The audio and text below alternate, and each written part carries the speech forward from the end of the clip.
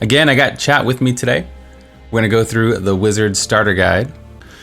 These guides basically take you from 0 to hero, and they're all based on saving your Challenge Rift bag.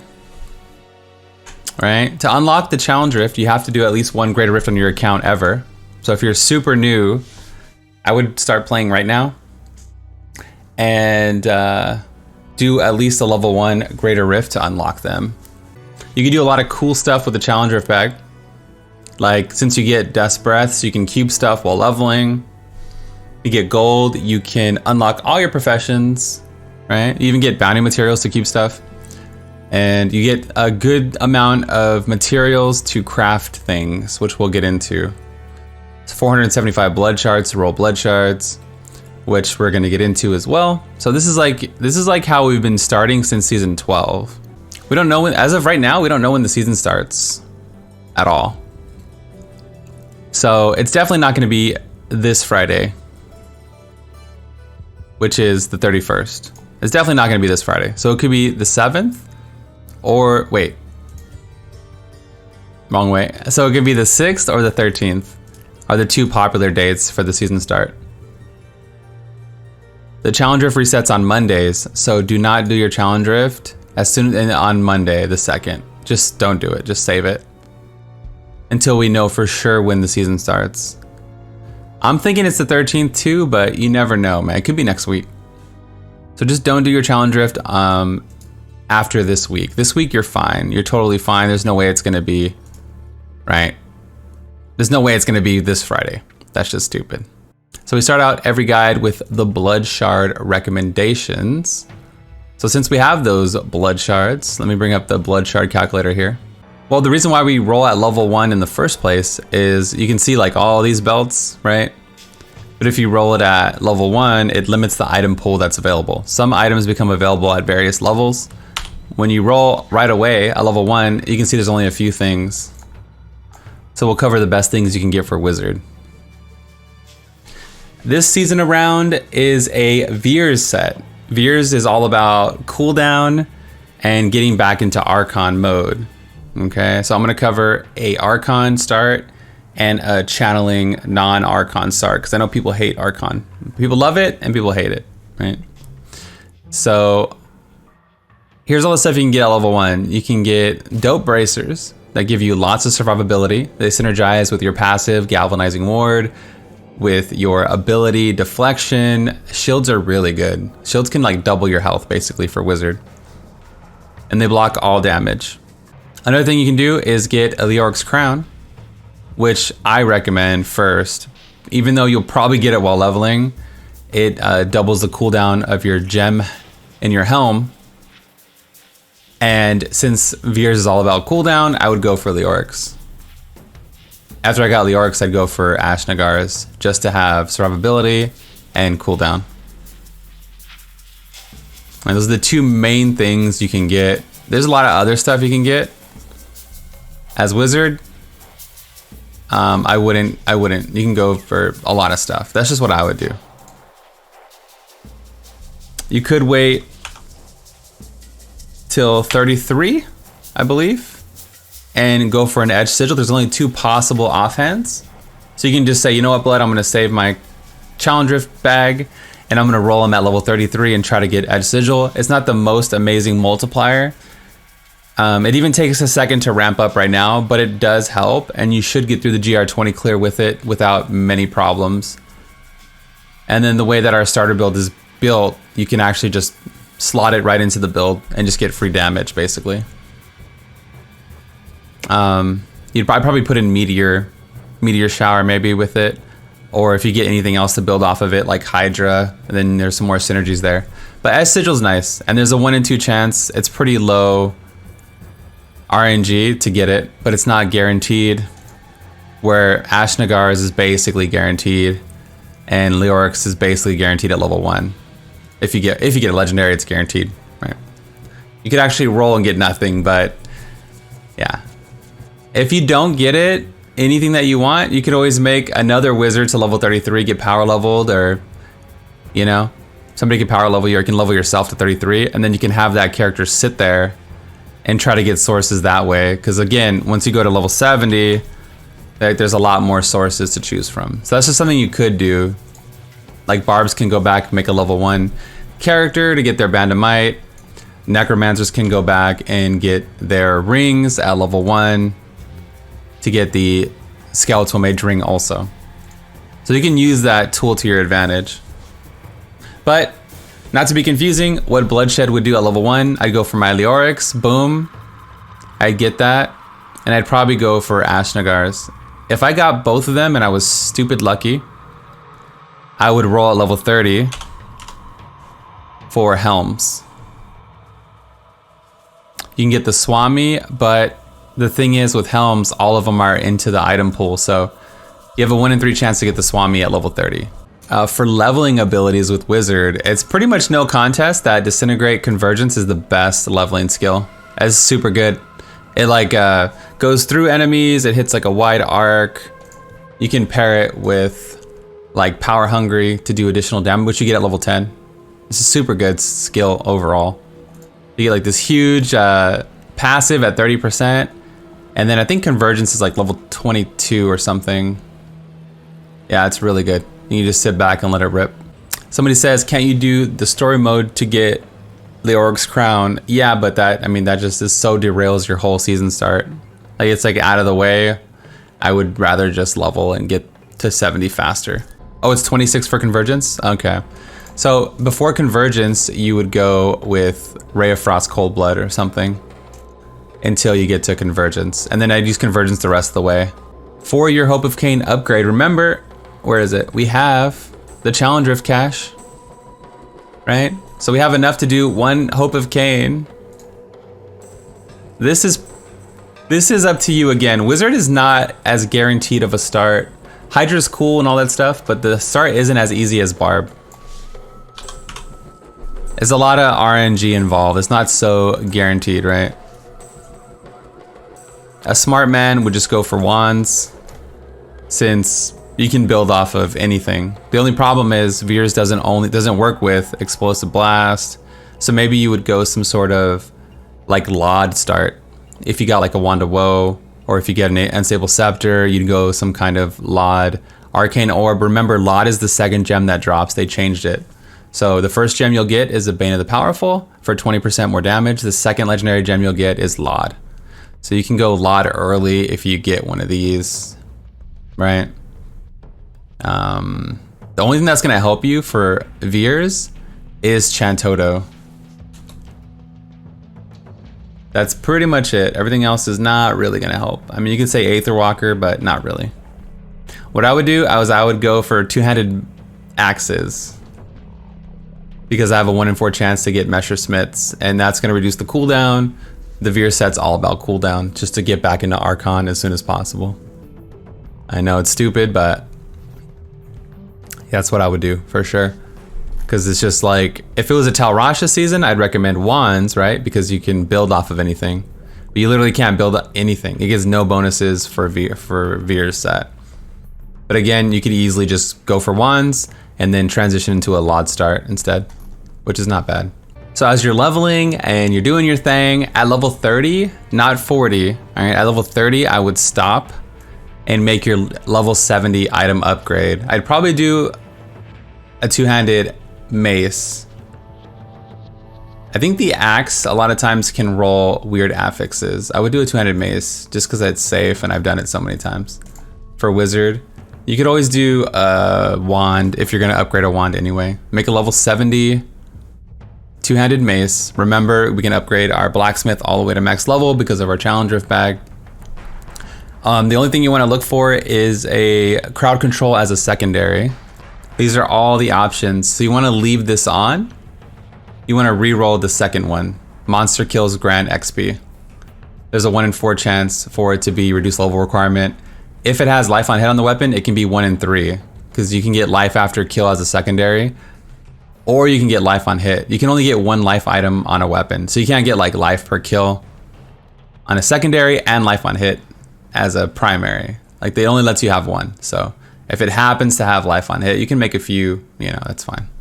The reason why you should do it at level 30 is because if you do your Hope of Cain upgrade and it happens to be ancient, it won't be primal because you haven't done your GR70 clear. But if it just so happens to be ancient, if you get hella lucky with an ancient weapon, it actually rolls with a -40 requirement. Reduce level requirement by 40. So you can equip it at level 30. It's like, there's gonna be like a few people that's like the lucky few that do get it. I've never landed an ancient weapon at level 30, but you could. You can't re-roll it without a Forgotten Soul. But by the time you hit 30, you might have a few throwaway ancients. You know, like they give you like the Monster Hunter and dumb stuff like that. So, yeah, I've never gotten it. But, yeah, you should have a few legendaries by level 30, hopefully, to at least get 1 or 2 rerolls. It will use your DBs, so you have to be very careful with your DBs because you only have 30, right? 35. So it takes 25 for the reroll. It takes 2 for your professions. So that's 27. So that's 5. You have 8 left. You can cube 1 thing, so now you have 3 left. So you have enough for like 3 rerolls, basically. So you have to be careful with and conservative with it, but it's kind of cool. It might happen to you, so may the RNG gods be with you. Anyway, most of us will just take, if we don't get it, we'll take our level 70 item. We'll re-roll whatever is not, leave the crowd control on, re-roll the second one, right? You can see there's a 1 in 4 chance, and we're gonna try and get reduced level requirement. I hope I don't get anything too good. I wouldn't re-roll this more than 4 or 5 times. The gold cost will kill you more than anything. So like, I didn't actually get it. Make another one. It's just cheaper to even make them. It only costs 15 to make one. This one has a crowd control, so we're gonna reroll the secondary, which is life after each kill. 1, 2, 3, and 4. That's really bad luck, so that's good for me because I don't want to waste my RNG for the season, but I would just spend all your materials, burn everything to keep crafting, because this will change your leveling experience dramatically. You can get up to -30, right? And you can use it at level 40. It's just such a huge damage increase to use a level 70 weapon. So again, a lot of RNG stuff, but it makes the season spicy and I like it. I'm fail stacking. Yeah, it's true. So you're leveling up, right? You're doing your thing. You might have your level 70 weapon, you might not. As soon as you hit level 61, you're going to be getting Reaper of Souls items, which is like the expansion level, right? So they're stronger.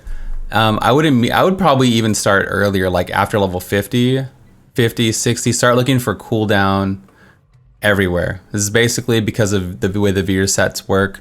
I would just look for cooldown every single piece, or like a vigilante belt. Yeah, on your weapon, even if you're using a weaker weapon, on your source. It's just, you literally just want as much cooldown as possible. The build's gonna have evocation, and hopefully you have your Leoric's crown in the cube or on your character with a white gem for the cooldown diamond. You just can literally, you're gonna forego everything for cooldown. Your second priority would be crit. And then if you're lucky, you can have a wizard hat with arcane power on crit and a wizard source with arcane power on crit, which we don't have here. So it would just be like crit and cooldown and you should be okay. Veer's one shots pretty much on T7, we're like one tapping mobs. It's so strong. It's just when you're out of Archon, you're not actually killing anything. With Veer's, it's different though. There's not really like, I wouldn't do the normal stuff I do. Like, so with Veer's, you don't need Reaper's Wraps, but you could, you know, kill Malthael, level 70, you could use Reaper's Wraps. The Law Gem we talked about, if you're not gonna go the Veer start, and again, I'll include like a non-Veers build. The Sage set, you can't really fit the Sage set. I mean, you could do the 4-piece Veers and like a 2-piece Sage until you do your GR20 clear. So you could do it for a little while. As soon as you max your blacksmith to max level, you unlock the Sage set. And remember, they added a Sage belt. It doubles the amount of DBs that drop. So maybe everybody should craft it early. So like as you're going through doing your seasonal stuff, you need to do a lot of bounties, right? So you know, the Sage set would help you during this whole process. getting extra stuff. Extract a power, obtain bounty axe, level 4, run rifts. So this whole time, the Sage set with the 4-piece spheres might help you. Since Wizard has a tougher time on the GR20 clear, I would look for some specialty items like Pox Faults. Is super powerful. When 3 or more enemies are within 12 yards, you do 550% weapon damage. It's a super strong AoE, and it'll carry you through your GR20 clear.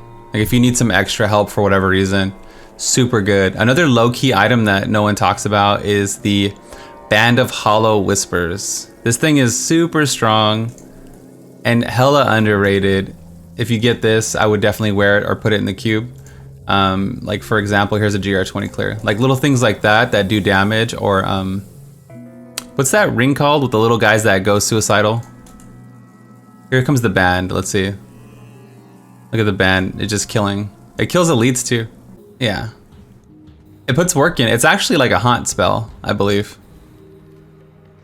I'm gonna do my abilities here. Don't kill me, man. So we killed everything with just the band. Oh, Naggle Ring. Yeah, thank you, chat. Yeah, the Naggle Ring also does a lot of damage at a low level. So little things like that might help your early game, just so you get your 6-piece until you get going, you know? With Archon, you probably want to hold down left click and then tap your Q ability or whatever, Arcane Blast. So you hold down left click and you tap Q. That's your highest like single target DPS. If you have something like Starfire or Zay's Stone of Vengeance, you can use the ranged version, or Mantled Hill, you can use the ranged, and then you would like just hold it down. You can still tap Q while you're at it also. Pop your buffs, jump in, group them up, hold down Entropy, and you can see they just melt even with nothing. So the GR20 clear is pretty easy for Wizard if you use this build. And then again, we're not even using Archon yet, just to show. When I'm in trouble, I might pop Archon. I pretty much would only use it on elites, and since we are using the Veer set, we get all the runes. So we can teleport. I would only pop it if I was gonna die, or, you know. Save it for the Rift Guardian for sure. The Rift Guardian will be really hard without it. Like this. Group them up and continue DPSing and wait for your cooldown, basically. And then, like I said, if you had that Messersmith or Obsidian Ring of the Zodiac, any kind of cooldown, man, Vigilante Belt, all this stuff is gonna add up and help you out. I'm gonna just leave these guys, or let's try to group them up. Starting to take damage. We also have Impalers, which is probably the worst mob type, right, for squishy class. Can you not? Can you not? Almost, almost. And we're back in Archon. We can show them who's boss. And this is basically the playstyle you would use until you're in Perma Archon. In the description, I'll have like speed builds for Veers, and all the information will be in the description. This is basically what you would do until you get Perma Archon, right? If you had a Swami, you do your damage 20 seconds outside of Archon. So then all this damage that you're looking at would be hella strong. Like we'd be just mopping them up because we'd have all the stacks still. The Swami is more important than Fazula. So if you do go for anything, go for a Swami, because it'll just give you more survivability and more damage outside of Archon.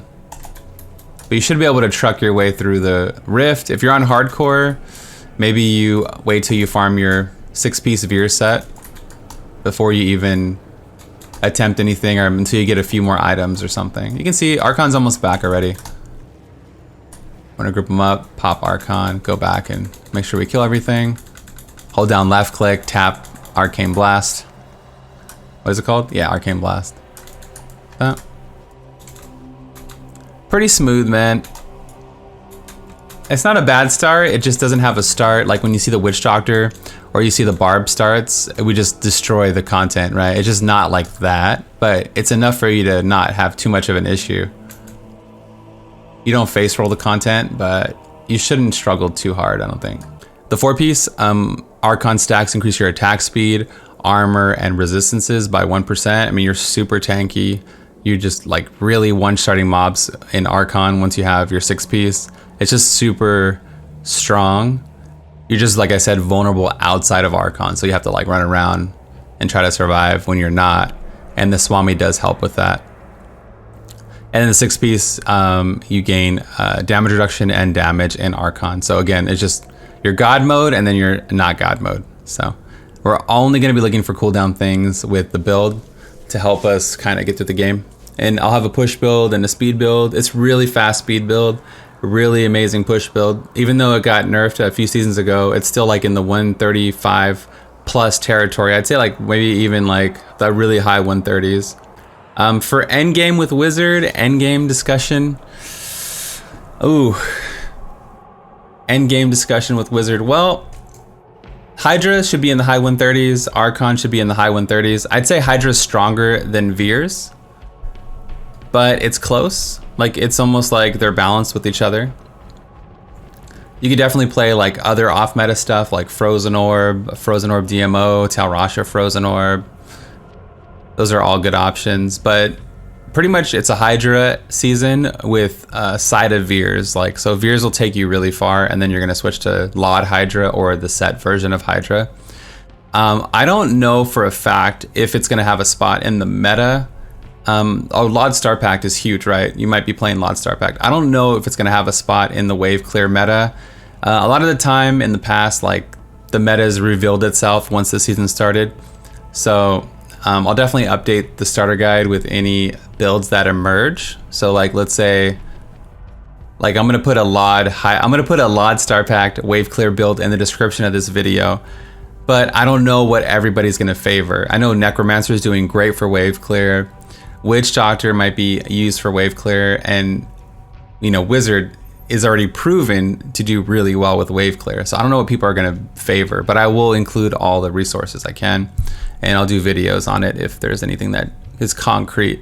I can concretely tell you that it won't be Rift Guardian Killer unless something changes dramatically, but it does have a chance to compete for wave clear for sure.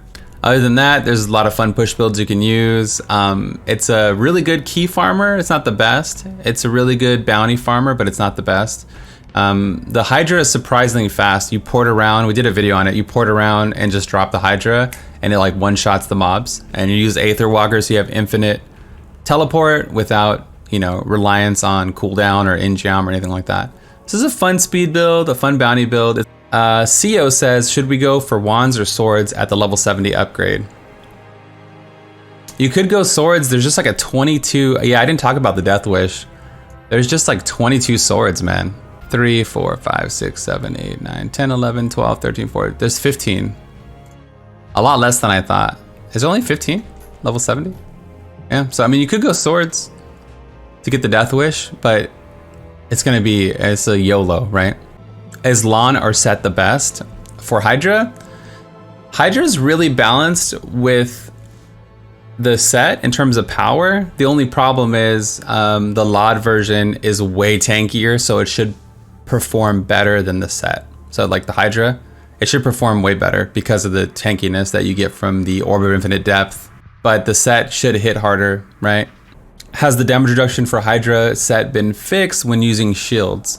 Yeah, there's like an internal cooldown. You can only lose like one Hydra head every few seconds. They did fix it, so it's better, but you still lose them. It's kind of cool if you think about it. It's like mythology, right? You have all these Hydra heads, and then the Hydra heads are getting killed and they're growing back and all. Like, it's kind of cool if you're into like Greek mythology, I guess. Do you think Lod versus Veers? I think Veers is the way to go, man. Veers is godly. Like you just pretty much one-shot everything.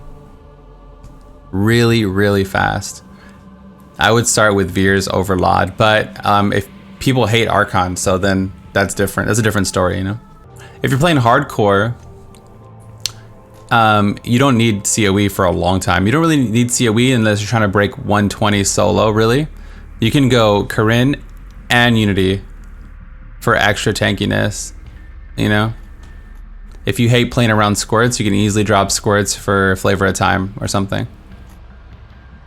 Or you can do Endless Walk set and not worry about the negative damage of Squirt's Necklace. You don't have to exactly do the build, right? You can sacrifice things like that. Or you can run this build and drop the furnace for Unity or something or whatever. Like you can mix and match it to make it more tankier. It got better because you can swap Leoric's Crown with Echoing Fury. So the seasonal theme, you can put anything in any slot. So I put Echoing Fury right here. It gives you crazy movement speed and damage. So this might be one of the speed builds I would use, is like an Explosive Blast, Talrasha. But Veers is really fast too, so. There's another option. Wizard has a lot of options. You could play Frozen Orb, Explosive Blast, Veers, and Hydra. So there's like 4 like A-tier speed builds you can choose from. If you're gonna play in groups, I would take a laundry list of all the builds in the description, all the stuff you might want to play, and save ancient versions of everything. Maybe just save an ancient version of every item that you get, because you never know what you're gonna build into. You never know how the meta is gonna shake out and what people are gonna find or anything like that. So keep all your ancients that are good. You can get rid of non-ancients because you can replicate them easily with your materials. And yeah, leave yourself open to discovering new builds because there might be all kinds of stuff. Bazooka, okay, that's a good question. Is Bazooka viable? Bazooka, I could not play Bazooka on the PTR. They nerfed it. It's impossible, I think, to play Bazooka right now. I tried to play it and it's like not playable right now because of the change to Mantle of Channeling and all that stuff. But you could still play Lod Star Pact. I was still able to land Star Packs, no problem. Anyway, guys, thank you so much for watching. If you have any comments, put them there. We'll read them. We'll do it on stream. We'll do it off stream. Thank you to all the Twitch subs who drive the stream for years. All the YouTube subs, the likes, the comments, the retweets. Anybody that likes the Diablo fan videos, I'm super appreciative of. Right? If the build works for you, likes are cool. Yeah, patrons. That's right. You're the driver. Yeah, man. Yeah, I appreciate the support over the years. I've been doing starter guides since season 3, and I love doing them. This is the first time we did them live, and it's kind of makes it a little bit more dynamic, and it spices it up for me. So it's kind of nice. I guess it's different for me to do it this way. I've never done it, so. This is the Bluddshed, and I'm not ending the stream, but I'm leaving the video. Peace.